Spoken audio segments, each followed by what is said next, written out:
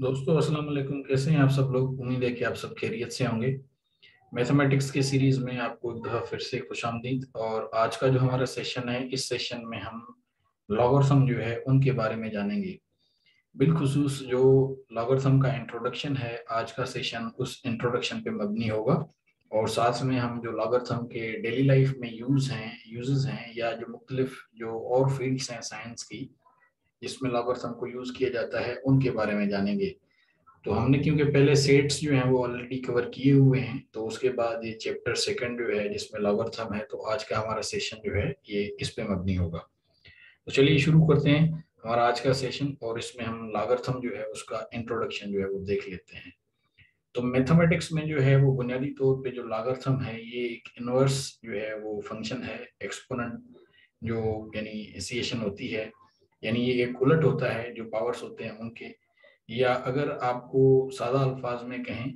तो बुनियादी तौर पे जो यानी लॉगरिथम है, इसमें हम आम तौर पे ये कर रहे होते हैं कि अगर कोई एक बड़ा नंबर जो है या कोई अगर बड़ी फिगर है,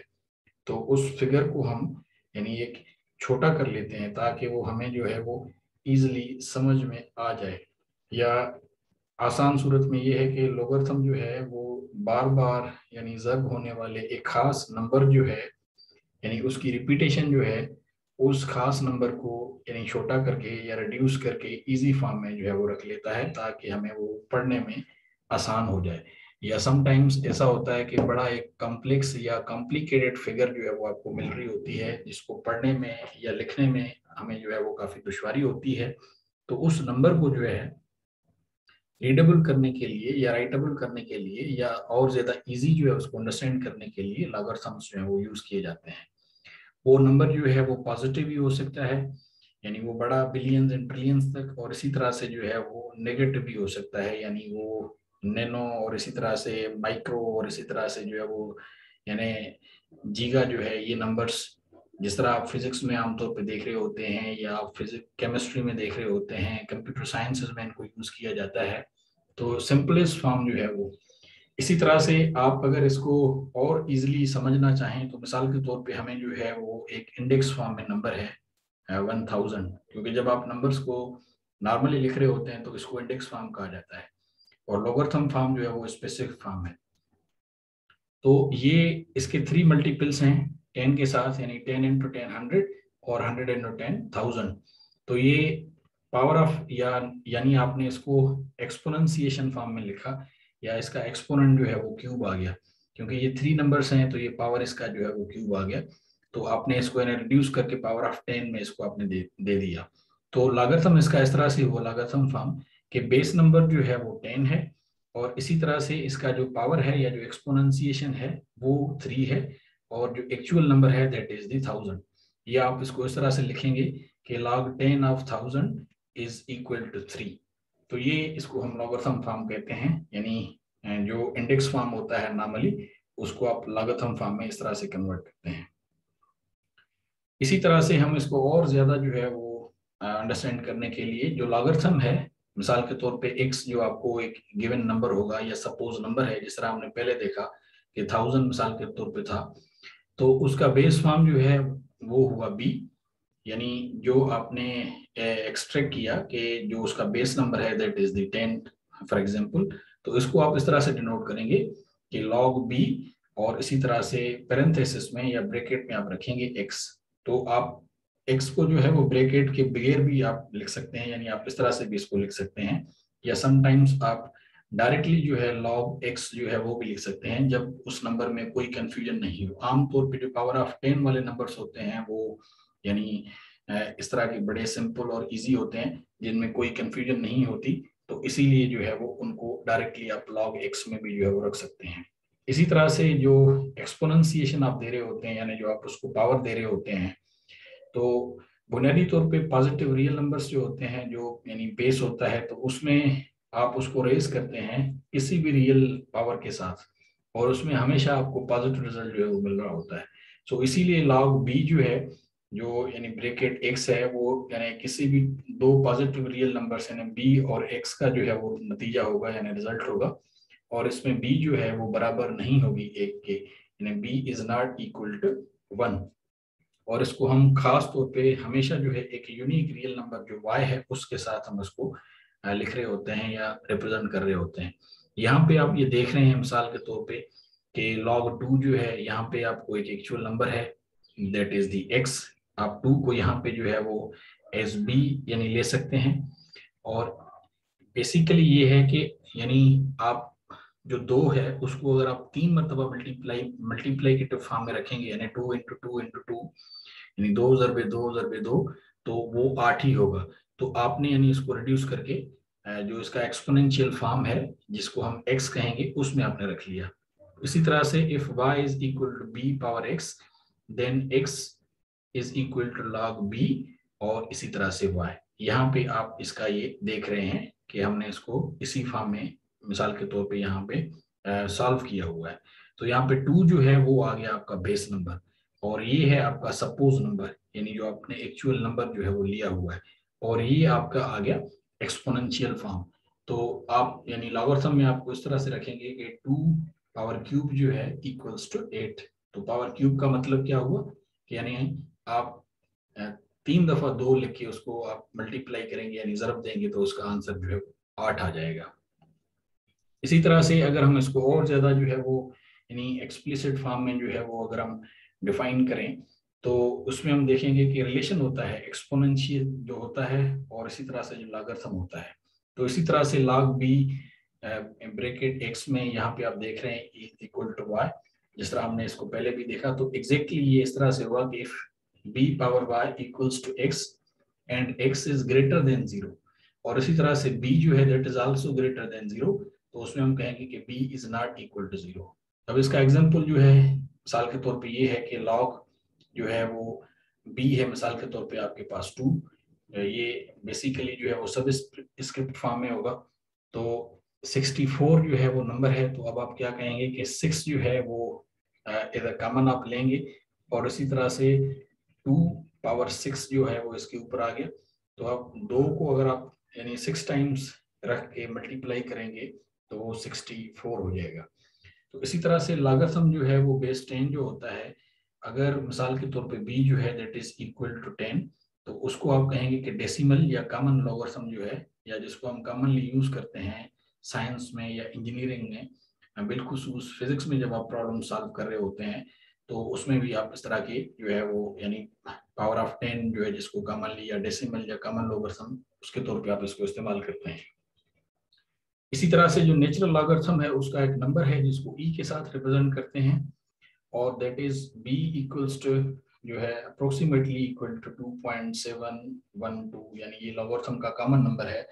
जिसको हम 2 के तौर पे ले रहे होते हैं। तो ये यानी बाइनरी लॉगरिथम में आप यूज करते हैं 2 एज बेस, ये कॉमन फॉर्म होता है, तो इसीलिए कहा जाता है कि b इज इक्वल टू 2, और फ्रीक्वेंटली इसको यूज किया जाता है खास तौर पे कंप्यूटर साइंस में। जिस तरह से यहाँ पे भी आप ये देख रहे हैं कि ये लॉगरिथम का जो है वो नेचुरल लॉगरिथम जो है वो 2 कॉमनली लिया जाता है इस फॉर्म में, तो इसीलिए फ्रीक्वेंटली जो है इसको यूज किया जाता है इस कॉमन।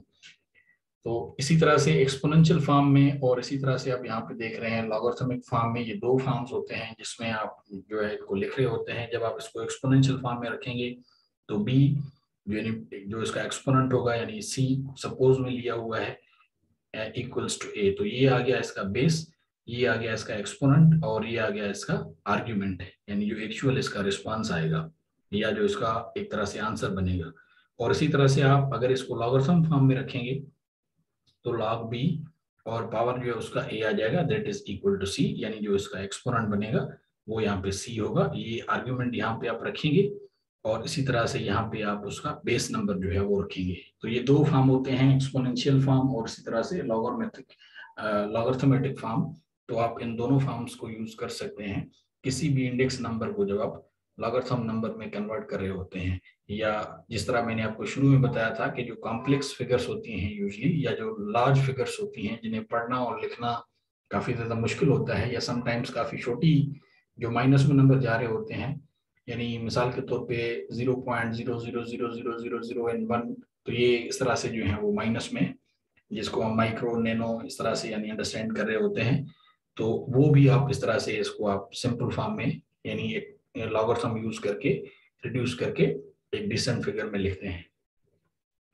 इसी तरह से ये लॉगरिथम्स जो है वो पहले पहले जॉन नेपियर ने जो है वो यानी इसके बारे में इंट्रोडक्शन दिया,